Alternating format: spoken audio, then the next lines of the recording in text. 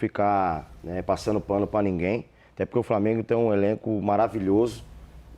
Na ausência do Pedro tem 3 ou 4, o outro pode fazer, não a mesma função que ele é um cara específico, né, da posição, mas pode entrar ali e jogar com maestria, jogar um grande futebol no lugar dele, como tem acontecido, e os que têm entrado têm jogado bem. Cara, assim, a gente vê uma declaração dessa com tristeza, né? Porque, pô, a gente quando fala de centroavante para a seleção brasileira, a gente sempre fala do Pedro, né, Michel? Sim, sempre vê o Pedro como opção, cara. Já falei. Aí você vê um negócio desse acontecendo, você... não dá para entender, não tem como entender. E hoje, no futebol de hoje, não tem como ser mais ou menos. No futebol corrido hoje, não dá para você falar, vou jogar com nome, eu vou jogar, vou ser displicente, uma hora eu faço. Não dá mais, não cabe isso. E no dia a dia, cara, que você vai tirar do atleta o seu melhor para que ele possa no jogo render. Não tem como você treinar 10% e jogar 100%, entendeu? O Felipe foi muito bem quando ele fala, quando ele tá fazendo mal a ele e mal aos companheiros. Até porque quando você tem uma certa liderança, tem muitas pessoas que brigam pelo seu parceiro, né? A gente já viu, a gente já brigou por muitas pessoas, muitos jogadores no passado, que também mereciam brigar por ele, né? E não é o que está acontecendo no caso. Claro, tem um problema extra-campo, cabe ele, né? Os seus staff, seu empresário, resolver esse problema, né? Só que nesse momento ele está sendo pago pelo Flamengo para ele fazer o trabalho dele.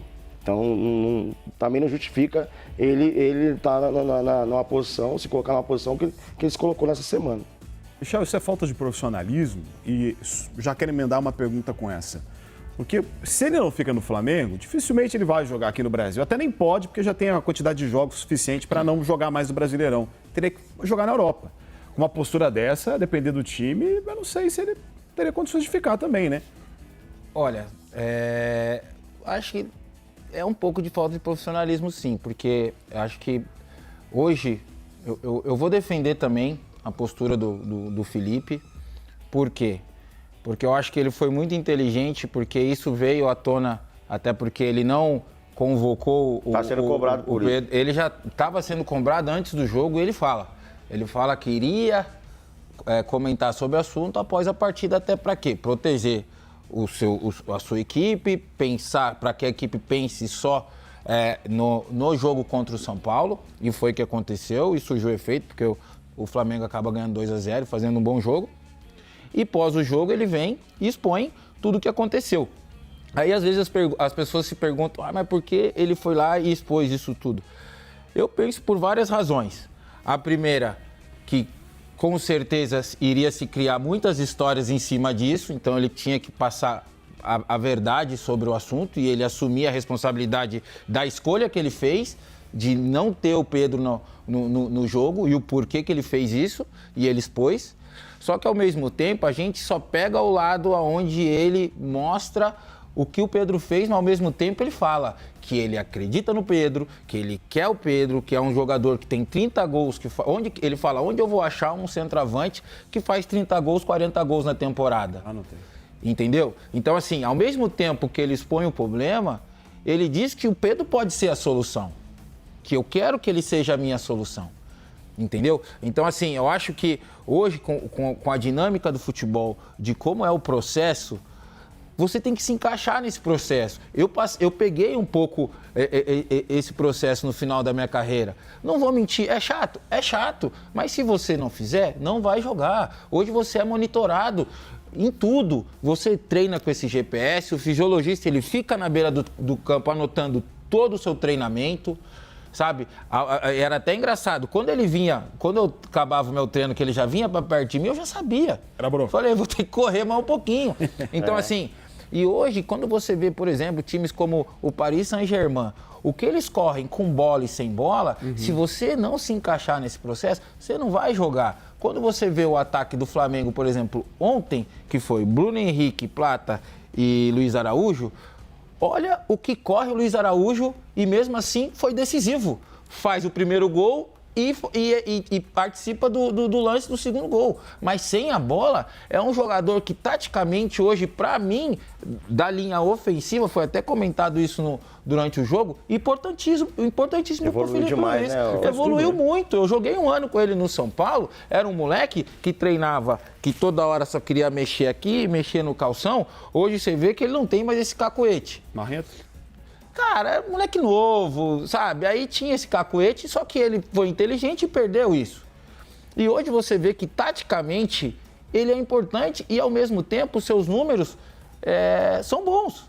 Então, isso não quer dizer que você, além de fazer esse trabalho que muitos não gostam, que é quando você não tem a bola, defender, posicionar bem taticamente, quando você tem a bola, você ainda consegue ser produtivo. E é isso que o Felipe Luiz quer. E não vem acontecendo com o Pedro. O Pedro, ele é um jogador que, se você via antes, prendia muito bem a bola e fazia gols. Só que hoje, taticamente, se pede um pouquinho a mais para ele. Você tem que se adaptar. Ah, você não consegue se adaptar? Consegue. E essa eu acho que é a mensagem que o Felipe quer mandar ao Pedro. Você acha, mano, que tem clima para jogar, volta com o rabinho entre as pernas? Você queria o Pedro no Corinthians? Ah, eu queria, mas antes de mais nada, eu queria, bater palmas aqui, porque que aula que o Michel Bastos deu aqui também, o Leandro também, porque eles, como ex-atletas aí, fizeram uma leitura perfeita do que é realmente a exclusão do Pedro. O Pedro é um grande jogador, mas o Pedro é meio que aquele centroavante água de poço. Ele tem a sua utilidade, mas é parado. E o futebol moderno hoje não permite hoje, é verdade. O que o Michel falou vai realmente ao encontro do que eu tô falando. Água de poço não tem a sua utilidade? Para quem tá no meio da seca lá, pô, tem uma baita utilidade. Igual o Corinthians. O Corinthians perdeu o centroavante lá, ó. O centroavante hoje é o Romero, velho. O Romero já era ruim quando era bom, imagina hoje. Mas o negócio é o seguinte, o Pedro hoje no Corinthians cairia como uma luva, mas é um cara que sem a bola ele não joga, cara. Ele não joga, ele é parado. E, cara, quando o Felipe Luiz, agora eu vou trazer um detalhe que é mais importante, é um agravante na declaração dele. Felipe Luiz era jogador e um recente jogador. E, meu irmão, quando um ex-jogador tem essa crítica do companheiro, é porque tá incomodando. Porque você é um técnico, aquele cara mais, sabe, miliano, aquele maluco que tipo, não, nunca joguei, não sei o quê. Quando é um ex-atleta que parou de jogar recentemente e tem esse tipo de comportamento, é porque realmente tá incomodando. O deboche que o Pedro deve tratar os treinamentos ali, porque quando o Felipe Luiz fala disso, ele tá realmente falando de um cara que deve estar desleixado em campo, é aquele cara que não tá fazendo por onde, é aquele cara que deve estar forçando uma barra danada para ser vendido. E na boa, mano, hoje o Pedro, que eu acho um jogador inteligente, mas eu não sei, eu estou analisando o jogador, eu não sei ele como pessoa. Se ele for inteligente mesmo, ele não vai forçar a barra para sair do Flamengo e ir para a Europa. Porque na Europa ele não vai jogar. Com esse estilinho água de poço que ele tem aí, ele não vai jogar no futebol europeu. O futebol europeu é isso. Você pode ver um cara, por exemplo, o Dilep lá, que é ruim, mas corre, se dedica, sem a bola ele joga, é um cara atuante, dá combate, marca, pressiona. O Pedro não faz isso, o Pedro não faz. Então, nesse ponto, cara, sair hoje do Flamengo, que é o melhor elenco do futebol brasileiro, para pegar um time de segunda ou terceira linha da Europa, desculpa, não está sendo inteligente. Não está sendo inteligente. No próprio futebol brasileiro, com essa cultura hoje que foi absorvida aqui de futebol europeu, perde e pressiona, ou seja, jogar sem a bola também, o Pedro não vai jogar. Você vê, por exemplo, o Bahia ontem. Eu estava assistindo o jogo do Bahia com o Atlético Mineiro, que o Bahia, inclusive, foi heróico na vitória lá no finalzinho, depois daquele golaço do Hulk também. Mas, cara, é um time que tem intensidade. Hoje não tem mais espaço para aquele jogador que pode ser técnico, mas é paradão. Esse tipo de centroavante morreu, cara. Morreu.